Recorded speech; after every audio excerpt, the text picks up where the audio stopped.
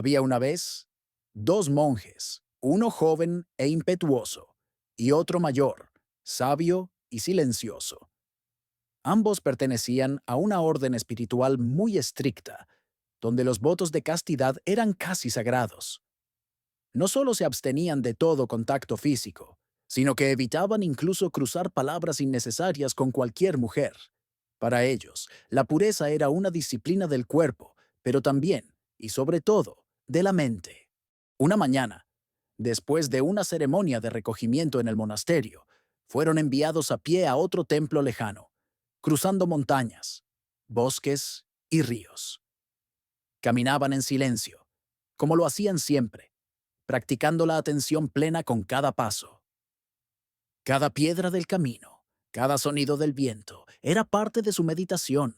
Después de varias horas, llegaron a un río crecido por las lluvias recientes. La corriente era fuerte, turbia y difícil de atravesar incluso para hombres en buena forma física como ellos. Pero justo allí, en la orilla, encontraron a una joven mujer arrodillada, llorando desconsoladamente. Era evidente que no era una campesina común. Llevaba ropa elegante, aunque empapada por el barro, y su rostro estaba surcado por la angustia. Apenas los vio, se levantó como impulsada por una esperanza inesperada y les habló con voz temblorosa. Por favor, necesito ayuda. Mi madre está del otro lado del río, muy enferma. He intentado cruzar, pero casi me lleva la corriente. No sé nadar bien, y si no llego pronto, puede morir.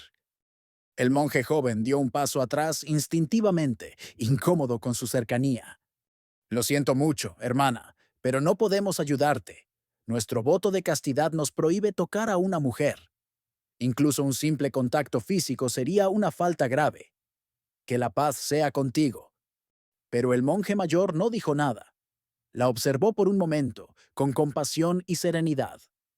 Luego se inclinó sin dudarlo, le ofreció la espalda y le dijo con calma: «Súbete». El joven monje lo miró, completamente perplejo. Quería decir algo, protestar, recordarle su voto, pero las palabras se le atragantaron. La joven, sin pensarlo dos veces, se subió sobre los hombros del monje mayor. Él se adentró en el río, sintiendo el empuje de la corriente, pero caminando firme y centrado. Cada paso era pesado, pero su convicción era más fuerte que el agua.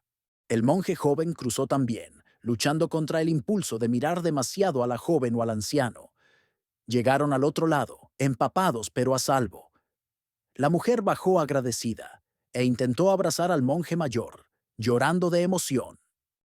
Él la detuvo con un gesto suave y le dijo: «Has llegado, ahora ve con tu madre». Y sin añadir una palabra más, siguieron caminando. Durante la siguiente hora, el silencio entre ellos se volvió denso, incómodo.